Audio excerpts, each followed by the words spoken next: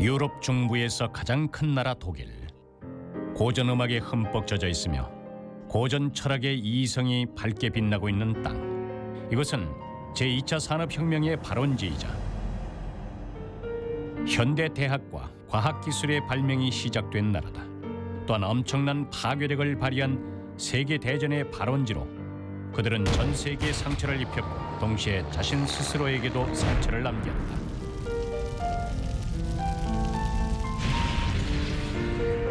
이 모든 것은 오래된 분열의 역사와 전쟁에 대한 기억으로부터 시작된다. 통일과 강대함은 독일 발전의 최대의 동기였다. 근 200년 동안 국가 통일을 위해서 걸어온 독일. 여러 차례 세계인을 놀라게 했던 이 땅 위에서 어떤 희극과 비극이 일어났던 것일까?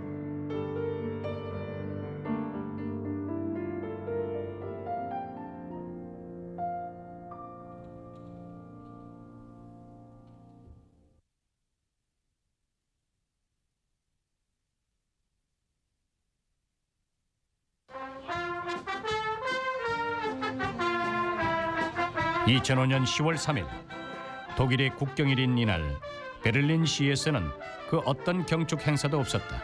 그러나 시민들은 브란덴부르크 문 앞에 모여서 각자의 방식으로 국가의 생일을 축하했다.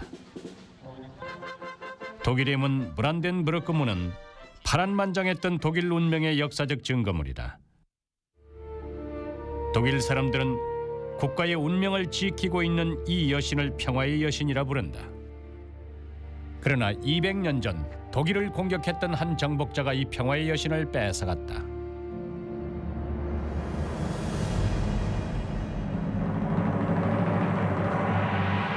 (1806년 10월 27일) 정복자의 모습으로 브란덴부르크 문에 진입한 사람은 프랑스 제국의 황제 보나파르트 나폴레옹이었다. 나폴레옹은 강력한 프랑스 대군을 이끌고 폭풍처럼 유럽을 휩쓸었으며 유럽 중부에 위치한 이 땅을 손쉽게 정복했다. 평화의 여신은 브란덴부르크 문을 떠나서 프랑스로 옮겨진다.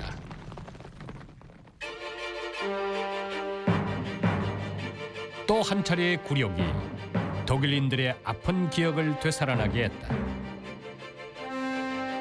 지난 100여 년 동안 이 땅은 유럽의 전쟁터였다. 독일인들은 늘 주변에서 대기하고 있는 유럽 열강들의 고용군이 돼서 자신들의 땅 위에서 서로를 죽여야만 했다.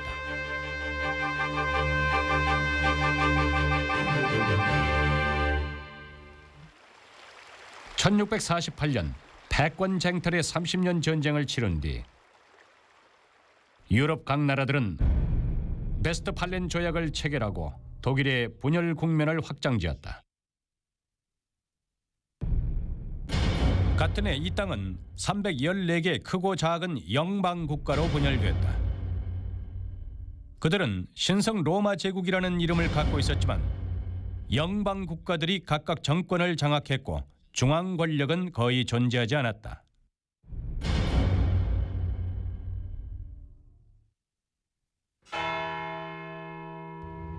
(1806년) 나폴레옹 군대가 진입했을 때 이 나라는 전혀 저항할 힘이 없었다.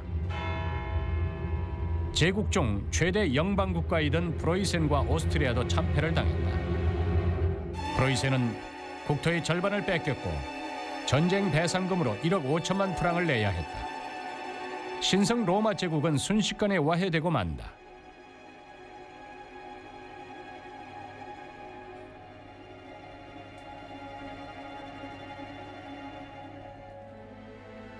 이 땅 위에 단 하나의 진정한 나라도 존재하지 않을 때 사람들은 독일의 시인 실러의 탄식을 떠올렸다.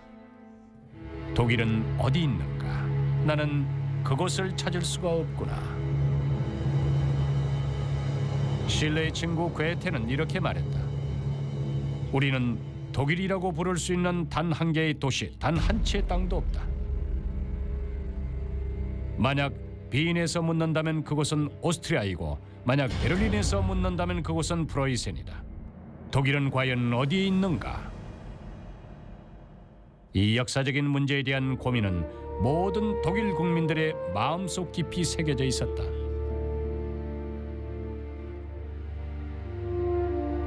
독일의 시인은 시로 민족의 미래에 대해 물었고 독일의 음악가는 음표로 대항의 열정을 불러일으켰으며 독일의 철학가는 신념으로 국가에 대한 존경을 키워나갔다.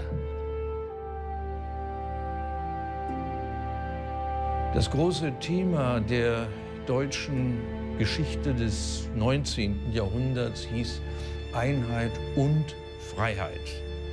Deutschland war kein Nationalstaat, anders als Frankreich und England. Was die deutsche Einheitsbewegung im 19. Jahrhundert wollte, war die gleichzeitige Schaffung eines Nationalstaates und eines Verfassungsstaates. Ein Nationalstaat und ein Verfassungsstaat als Doppelprogramm der liberalen und nationalen Bewegung. 1814년 나폴레옹이 유럽의 여러 나라로 구성된 반프랑스 동맹에게 패배한 후 영국과 러시아의 주도 아래 38개 연방국가로 구성된 독일 연방이 설립된다. 그러나 연방국들은 각자 독립된 주권을 갖고 있었다. 당시 유럽 열강들은 하나로 통일된 독일이 유럽 중부에 자리 잡는 것을 원치 않았기 때문이었다. 프랑스는 평화의 여신을 돌려주었지만 브란덴부르크 문에서 여신을 맞이한 것은 여전히 분열된 독일이었다.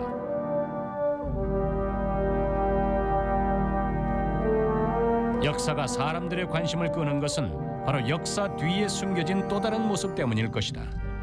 정복자 나폴레옹은 이 땅에 굴욕을 안겨주었지만 독일의 통일을 촉발시켰다. 그럼 100여 년 동안 이 땅에 존재해왔던 봉건 세력을 몰아냈고 프랑스 대혁명이 얻어낸 자유와 평등의 원칙을 선전했다.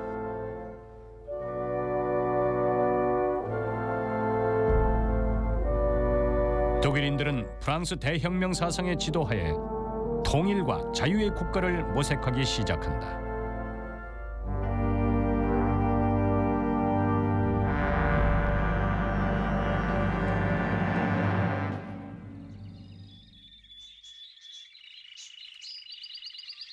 로이틀링겐은 독일 남부에 위치한 아름답고 조용한 도시다.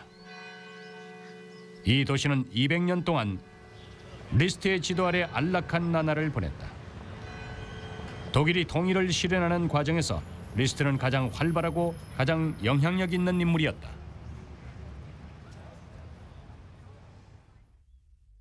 Und damit wirtschaftlich und politisch gegenüber den anderen Ländern, etwa Frankreich oder Großbritannien, im Rückstand. Und Friedrich List wollte nun erreichen, dass Deutschland eine politische Einheit werden sollte.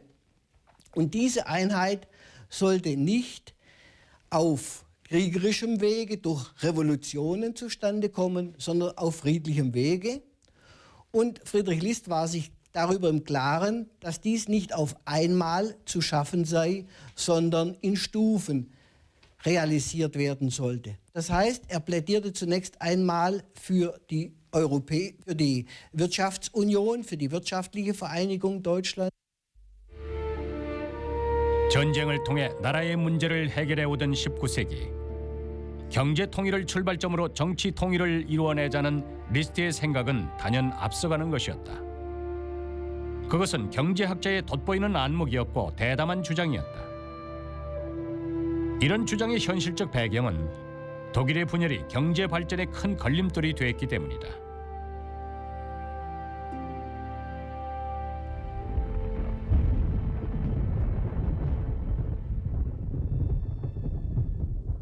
함부르크의 관세 박물관에는 당시 독일 여러 연방 국가의 화폐가 진열돼 있다. 이 땅에서 사용된 화폐의 종류가 6,000가지가 넘던 시절도 있었다.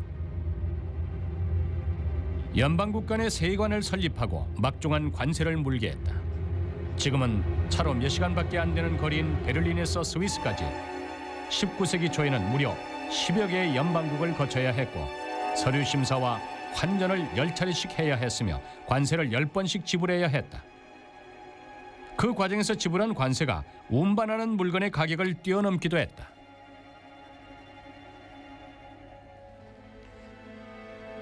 Diese vielen Zollschranken und Zollbestimmungen, die erschwerten sowohl den Binnenhandel als auch die Entwicklung der deutschen Wirtschaft und deren Wettbewerbsfähigkeit. Und aus diesem Grunde sah er die absolute Notwendigkeit darin, wenn Deutschland als sozusagen unterentwickeltes Land sich entwickeln sollte und auf diesen Standard, auf das Niveau der führenden Industrienationen kommen sollte, als unerlässliche Notwendigkeit, als Conditio sine qua non, die Abschaffung der Zollschranken im Innern und damit die Möglichkeit, dass sich die deutsche Wirtschaft entwickeln und international wettbewerbsfähig werden konnte.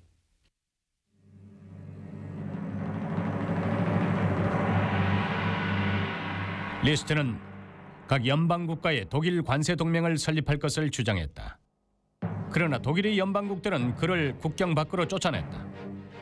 연방국에서 두 번째로 컸던 오스트리아도 그를 위험한 선동자라고 불렀다. 그것은 연방국들이 가장 중요한 수입원인 관세를 폐지하는 것을 원하지 않았기 때문이었다. 리스트는 건강이 악화됐고 장기간 안정된 직업과 수입도 없었다. 주변에서 도와주는 사람마저 없었다. 그는 이런 열악한 조건에서도 발걸음을 멈추지 않았다. 10여 년 동안 리스트는 모든 연방국을 돌았고 결국 최대 독일 연방국이었던 프로이센이 리스트의 제의를 받아들인다. 독일의 경제 융합은 얼음 밑의 계곡물처럼 조금씩 모이기 시작했고 끝내 얼음이 녹는 봄을 맞이하게 된다.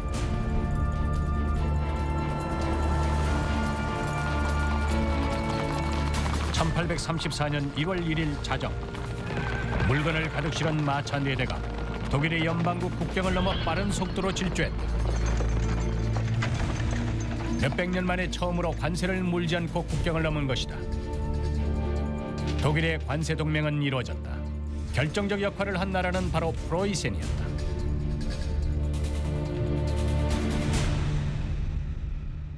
建立关税同盟是生产力发展的要求，它是商品、资本、劳动力得以自由流通，从而有利于统一的民主市场的建成。从长远来看，它也是为德国的统一创造了前提。而普鲁士基苏雷利斯特的建议成了建立关系同盟的主导者，实际上也就成了未来的德国统一的领导者。历史证明了这一点。 관세 동맹은 수립됐지만 리스트는 여전히 빈곤에서 벗어나지 못했다. 1846년 아들이 병으로 세상을 떠난 후 그 충격과 가난에 시달리던 리스트는 스스로 목숨을 끊고 만다. 리스트는 아쉬움을 안고 세상을 떠났지만 역사는 독일에게 아쉬움을 남기지 않았다. 반세기가 넘는 동안의 노력, 독일의 통일이 드디어 수면 위로 떠오르기 시작한다.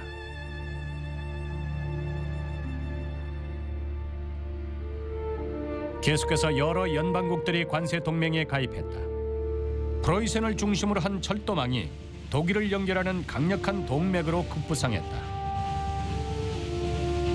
19세기 중엽 관세 동맹 지역의 산업 생산량이 영국, 프랑스를 뒤이어 3위를 차지했다. 독일의 경제 통일 목표는 이미 실현됐고 정치 통일의 길에도 점차 빛이 보이기 시작했다.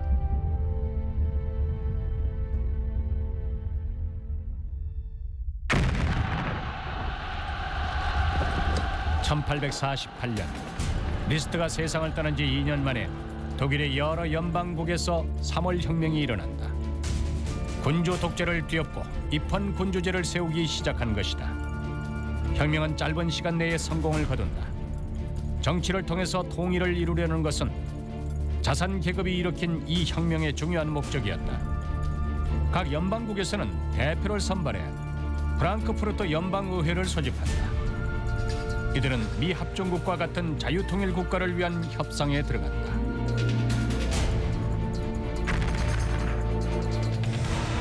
의회가 협상의 줄다리기를 하고 있을 때 낡은 정권이 놀라운 속도로 집결해 반격을 시작한다.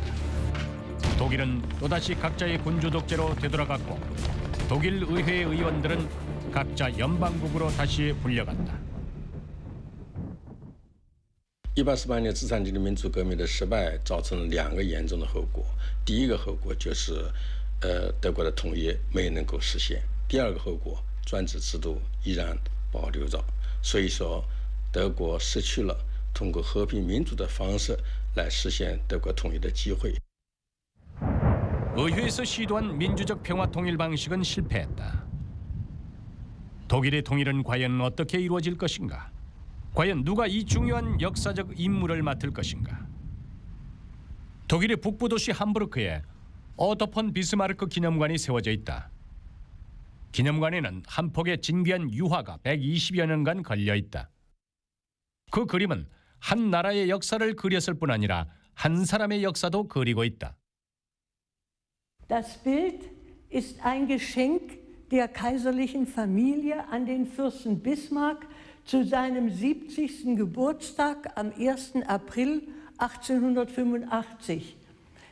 Bismarck hatte bei diesem Staatsakt auch eine dunkle Uniform an. Aber dieses Bild war ein Geschenk zum 70. Geburtstag. Und da wünschte der alte Kaiser, dass die Person des Kanzlers herausgestellt werden sollte. Und er musste in weißer Uniform gemalt werden. 흰색의 군복을 입은 비스마르크는 유화 속의 주인공이었을 뿐만 아니라 독일 통일 과정에서 더욱 빛났다. 그는 새로 세워진 나라의 최고 지도자들의 좋은 본보기가 됐다.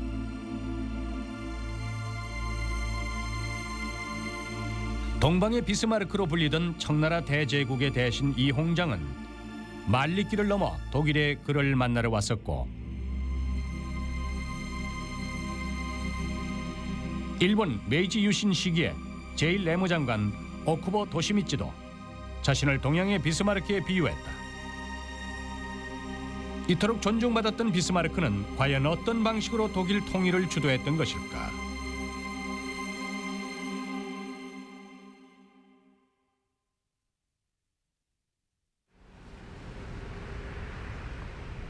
(1862년 9월 30일) 프로이센의 수상으로 임명된 비스마르크가 의회에 들어와 강경하게 연설을 했다. 당대의 중대한 문제는 연설이나 사람들의 결의에 의해서 해결되는 것이 아니다. 불가피한 투쟁, 철과 피로 이루어진 강경한 투쟁으로 목표를 달성해야 한다. 이로부터 비스마르크는 사람들로부터 철과 피의 재상으로 불린다.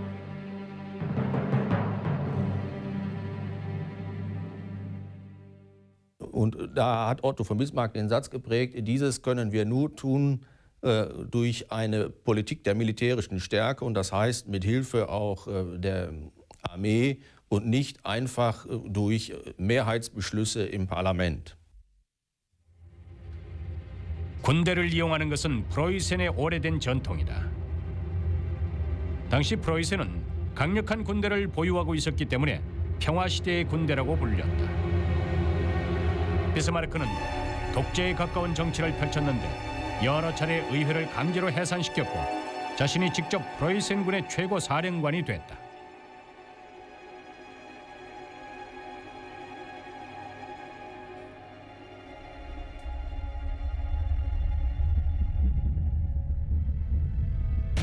그러나 철과 피의 재상 비스마르크는 경거망동하지 않았다.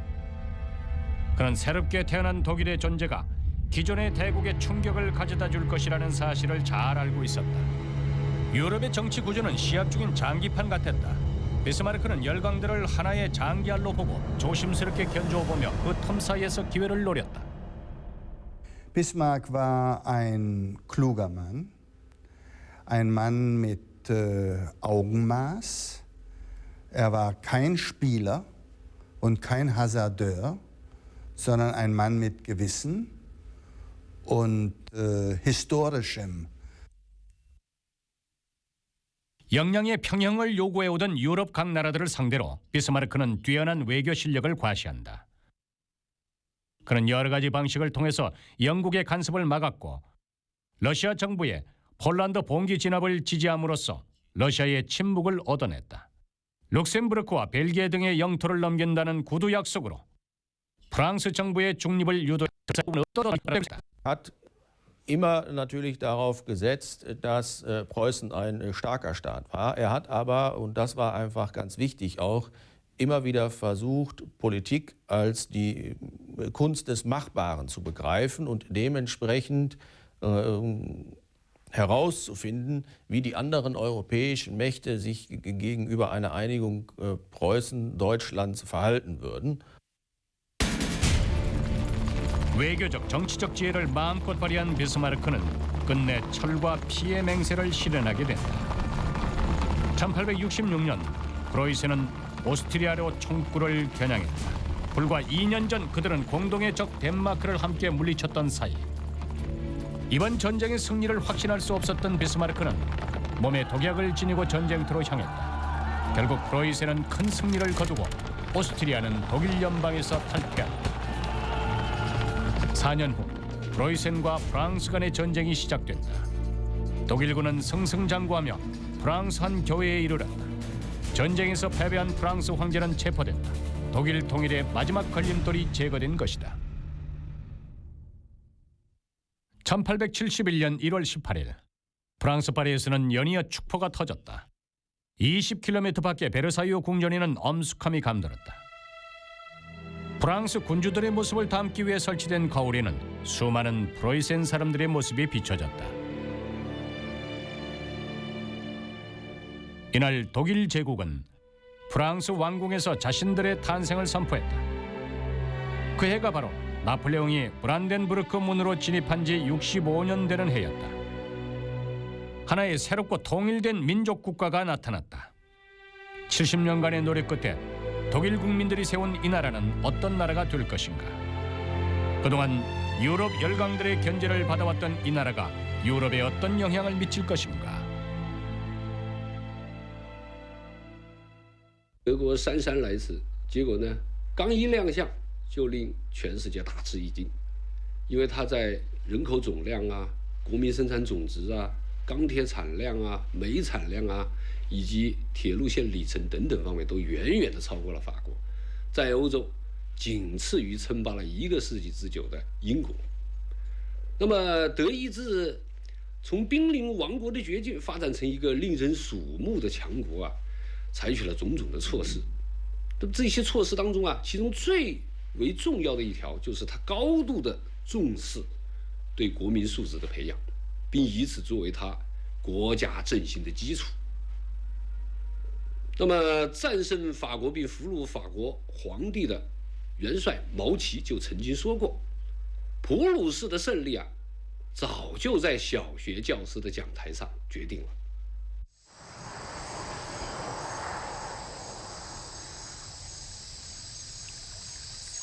독일의 북쪽 덴마크와 인접해 있는 마을 킬. 이곳은 프로이센 왕국의 가장 변두리에 있던 가장 낙후한 시골 마을이다. 킬 초등학교 아이들은 여전히 이곳에서 글을 읽고 있다.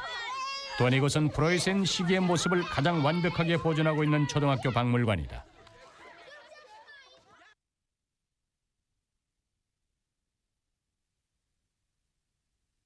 이것은 1820년 자연 시간에 썼던 그림. 당시 어린 용들과 다른 생활 환경이 있다는 것을 알고 있었다. 이 작은 실험에서 그들은 최근에 발견된 새로운 자연과학 지식을 접할 수 있었다. 당시 초등학생들이 배웠던 과목들이 이 시간표에 적혀 있다. 세계지리, 자연, 산수, 독일어, 서예와 종교, 그리고 체조가 있었다. 학생들의 수업료는 거의 무료였다. 주로 물건으로 지불하는 형식이었는데 학교를 가지 않으면 벌금을 내야 했다. 학교에는 아직도 당시 벌금 기록 책자가 보관돼 있다.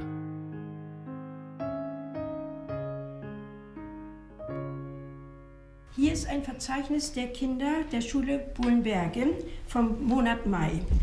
Darin wird aufgeführt, welche Kinder gefehlt haben. Und das ist zum Beispiel hier Friedrich Warnken. Der Vater heißt Gerd Warnken, wohnhaft in Bohlenberge, hat im Monat Mai 13 Tage gefehlt. Für diese Fehltage muss der Vater Strafe bezahlen, nämlich 39 Groschen. 프로이센 국민들은 교육을 받는 것을 병역 의무처럼 꼭 지켜야 할 의무라고 생각했다. 국가에서도 반드시 국민들에게 교육의 기회를 제공해야 했다. 무료 교육은 19세기 중기부터 시작됐는데 독일이 통일되기 직전 정년기 아동의 입학률은 97.5%에 달했다.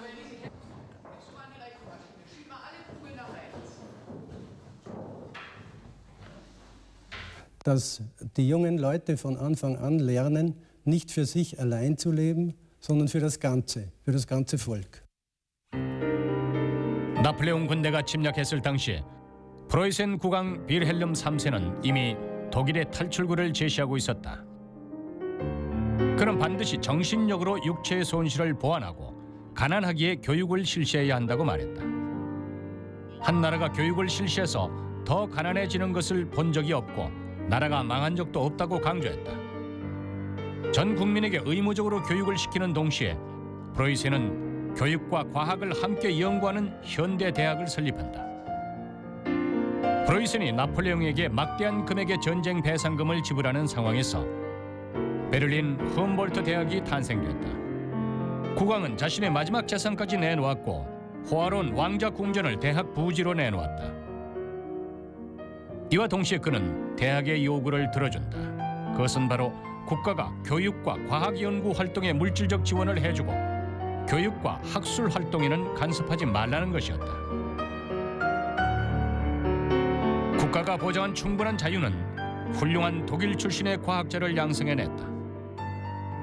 베를린 훔볼트 대학 본관 복도에는 수많은 흑백 사진들이 걸려있다. 그들은 모두 각자 분야에서 중대한 성과를 이뤄낸 이 학교의 교수들이다. 그중 29명은 모두 노벨상을 받은 인물이다.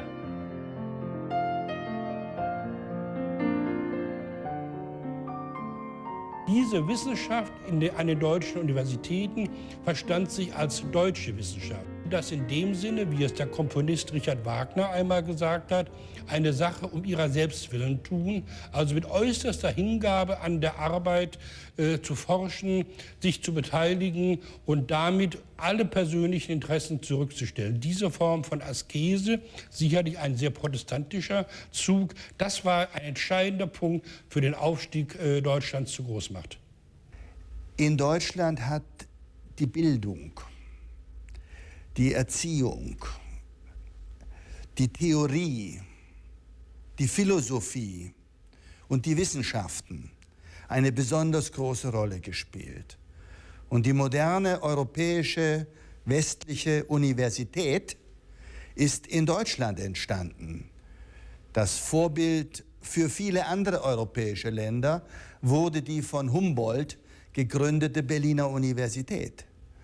Also diese starke Betonung von Bildung, Wissenschaft und Universität unterscheidet die Modernisierung in Deutschland graduell von der Modernisierung im angloamerikanischen Bereich, aber auch von der Modernisierung in Frankreich. 산업화 과정은 영국에 뒤졌지만 독일은 자신만의 독특한 방식으로 현대화를 이뤄냈다. 전 국민 교육은 자질 높은 국민을 배양해냈고 대학은 독일의 창조와 발명을 가져다 줬다. 지식은 이 나라의 중요한 자원이 됐다. 이 자원을 바탕으로 독일은 19세기 산업혁명을 이끌었고 세계 과학기술의 선두주자로 자리 잡았다.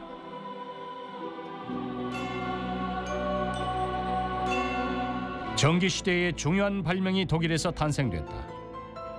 1851년부터 1900년 사이 중대한 과학기술 혁신과 발명, 창조면에서 독일이 이뤄낸 성과는 202가지가 넘었다. 이는 영국, 프랑스 두 나라의 성과를 합한 것과 같았으며 세계 2위를 차지한다. 오늘날까지 독일은 전 세계에서 과학기술 대국 중 하나다. 1871년 통일 후 40여 년 동안 독일의 경제는 고속으로 발전한다. 독일의 석탄과 철강 생산량은 유럽에서 1위를 차지했고 화학공업 제품의 생산량은 세계 1위였으며 1910년 독일의 총 산업 생산량은 모든 유럽 국가를 초월했다. 과학과 교육을 기반으로 한 비스마르크의 정책은 뒤늦게 출발한 나라가 선진국을 따라잡을 수 있는 방법이었다.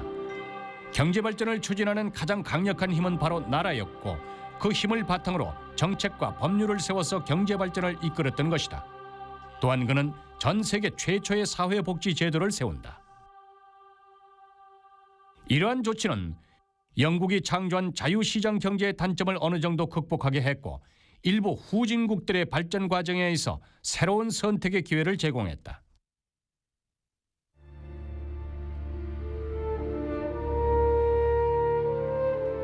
세계인이 놀랍고 부러운 시선으로 급속도로 부상하는 독일을 바라보았다. 독일의 모든 발전을 뒷받침한 것이 있었다. 그것은 바로 독일의 통일 후 얻어진 평화로운 사회 환경이었다. 이 평화로운 환경을 만들어낸 자는 바로 제국의 지도자 비스마르크였다. 그는 오랫동안 유럽 열강들의 억압 속에서 허덕이던 나라를 위해 절호의 발전 기회를 만들어냈던 것이다.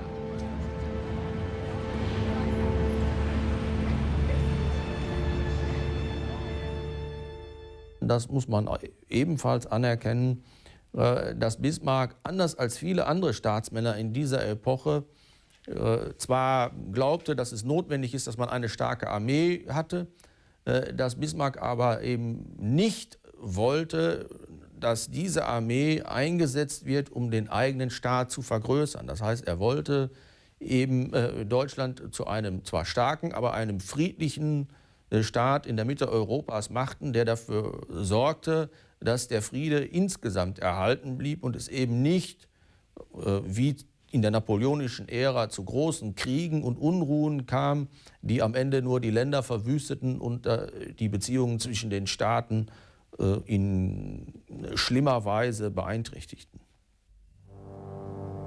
그러나 유럽 각국의 평형을 유지시켰던 지도자도 점차 나이가 들어갔다. 1890년 제작된 이 만화는 비스마르크가 주변의 압력으로 사퇴한 후 빌헬름 2세가 독일을 장악한 장면을 그리고 있다. 이 만화 속의 모습이 바로 독일 국가 전략의 전환점이었다.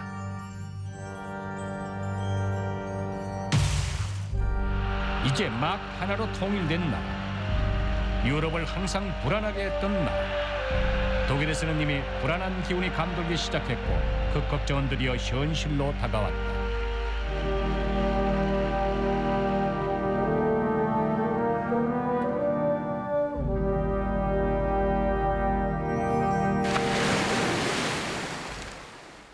威廉二世上台执政之后，才在很大程度上改变了贝斯穆的这个对内对外政策。因为德国在这个经济高速发展的过程当中，德国的容克地主和垄断资产阶级的相互渗透融为一体。当时的这个德国呢，不可能或者说不存在一个走向这个民主或者议会道路这个可能。不可能。另外，还有一个什么局面呢？就是当时的德国的工业发展、经济发展很快，它先进的工业和这个先进的科学技术与普鲁士的军国主义，非常紧密的结合起来。所以这两个东西呢，这两个东西的紧密的结合呢，就使得当时的德意志国家、德意志帝国呢，很快发展成为一个十分具有侵略性的帝国。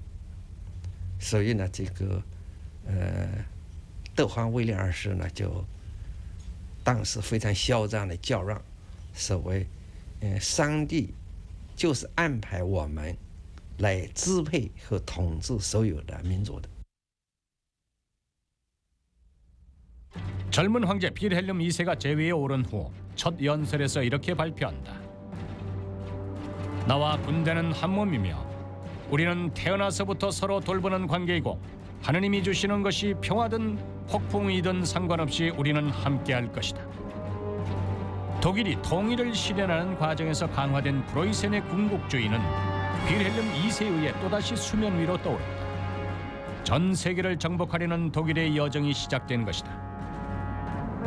1913년 독일이 영국을 뛰어넘어 미국 다음에 세계 2위 경제 대국으로 발전했을 무렵 독일의 또 다른 전쟁이 시작된다.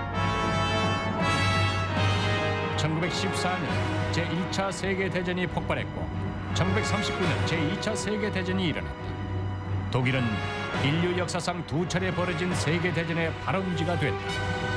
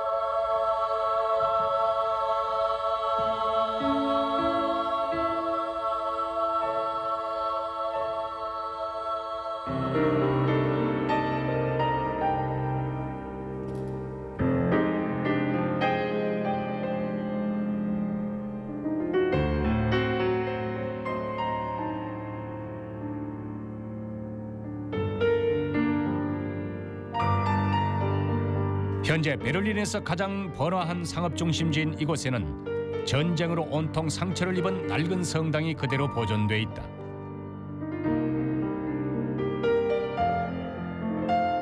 성당 앞에 세워진 강철 조각상에는 베를린이란 글씨가 새겨져 있다. 분열과 통일, 독일 역사 속에 펼쳐진 또 한 차례 비극이 이 조각상에 소리 없이 멈춰져 있다.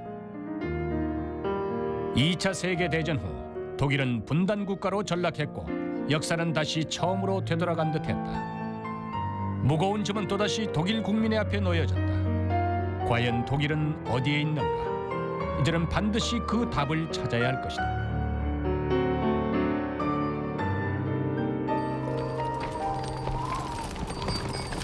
독일이 일으킨 두 차례 세계대전은 인류 역사의 최악의 암흑과 최대의 아픔을 새겨놓았다.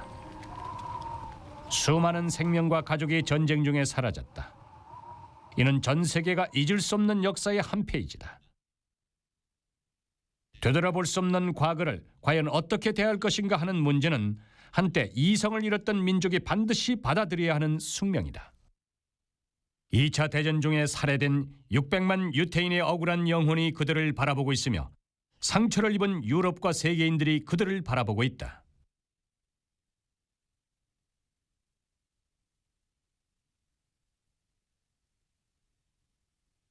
1970년 추운 겨울, 취임한 지 얼마 되지 않은 독일 연방의 브란트 총리는 폴란드의 바르샤바 유태인 기념비를 찾았다. 2차 대전 당시 250만 유태인들이 수많은 고통과 절망 속에서 목숨을 거뒀다. 세계인들이 지켜보는 가운데 브란트 총리는 차가운 바람을 맞으며 사망자의 비석 앞으로 다가갔다. 2차 세계대전 당시 나치에 항거했던 영웅들을 위해서 무릎을 꿇었다. 그리고 세계는 놀랐다. 한 기자가 이렇게 말했다. 이렇게 할 필요가 없는 그가 반드시 이렇게 해야 할 사람들을 대신해서 무릎을 꿇었다.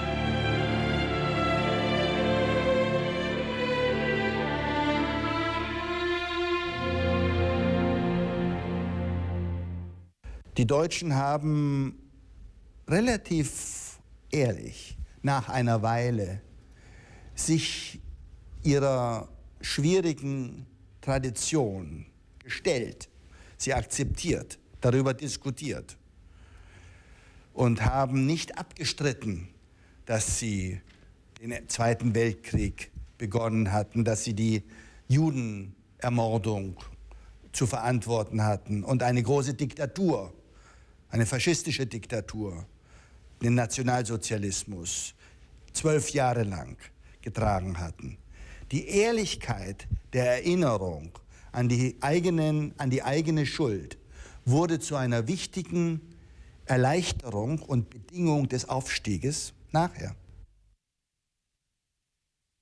무릎을 꿇은 것은 브란트 한 사람이었지만 일어선 것은 독일 전체였다. 2차 대전 후 독일 연방은 당시 독일 나치스의 침략을 받았던 피해자 및 유가족들에게 지속적으로 거액의 배상금을 지불했다. 교육부에서는 나치스의 만행을 역사 교과서의 주요 내용으로 다뤘고 다음 세대를 교육하는 것이 급선무이며 역사의 비극을 재현하지 않는 것이 바로 자신들의 의무라고 강조했다. 역사의 책임을 성실하게 받아들인 독일은 유럽의 품으로 세계의 무대로 돌아왔다.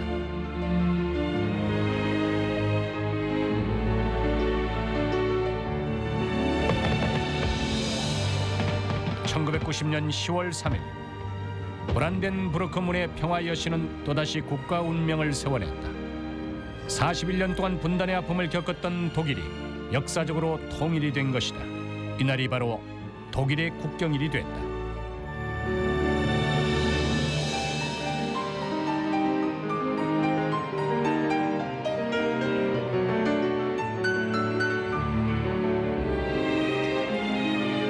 또다시 통일을 이뤄낸 독일. 그것은 철과 피의 힘이 아니라 120년 전과 같은 평화의 힘이었다. 독일 국민들은 또다시 경제 발전의 기적을 창조했다. 두 차례 세계 대전의 아픔을 겪은 나라가 한 세대 사람들의 노력을 통해 미국과 일본 다음에 세계 3위의 경제 대국으로 발전한 것이다.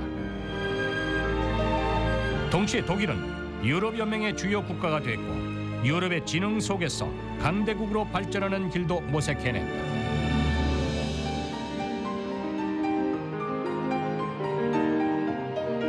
독일은 과연 어디 있을까? 2세기 동안에 끊임없이 이어진 이 질문은 드디어 그 답을 찾은 듯하다. 그 머나먼 여정에서 그들은 희노애락을 겪었고 이는 독일 전 국민의 기억이 됐다. 그리고 이들의 역사는 이미 발전한 또 발전 중인 대국들에게 주목하지 않을 수 없는 역사가 됐다.